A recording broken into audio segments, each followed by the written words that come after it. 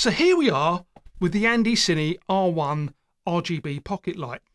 It measures 125 by 70 by 15 millimeters thick, and at a full 100% it has a battery life of 1 hour 35 minutes. Well, that's what we measured it. It's beautifully built. It's almost built better than it needs to be. It's very, very solid. It has a CCT mode which goes from 2500 kelvins all the way up to 7000 kelvins. It has a hue mode that you can use for any colour. It's in a red at the moment, and it has 7 effects, and the effects are reasonably limited. Actually, there's 2 lightning effects, and then the other effects are basically emergency vehicle effects. So we had to think about this thing. We thought, well, what can it be used for?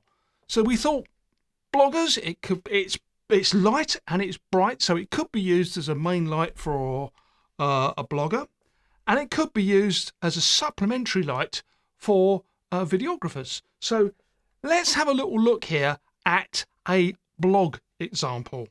However, a little while ago, a few months before Christmas, I saw the new Volvo Recharge Pure Electric advertised, and with the opportunity to be one of the first people in the UK to have one, put down a deposit for £500. Now, as with many of these LED fittings that we're seeing these days, the CRI or TCLI performance is absolutely excellent, and this one is no exception. In fact, this one we think is slightly better than its competitors, so let's have a look at some colour results.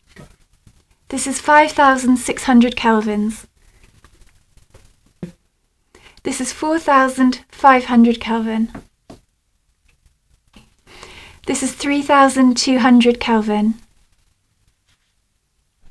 And here's a quick look at the basic emergency vehicle effect.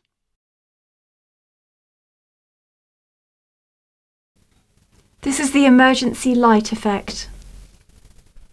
So, to sum up the Cine R1 RGB pocket light, it's well made, it's light, although at 100 grams it feels reasonably substantial.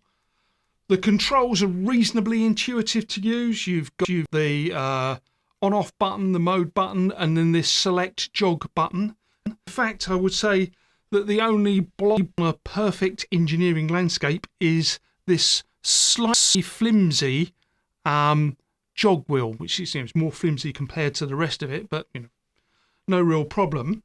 The other thing that we found is that this battery indicator is a little bit misleading, because after 20 minutes at full power it says that you've only got battery left, but in fact it continues to deliver for a further 1 hour 15 minutes, making up the 1 hour 35 minutes that we tested it for.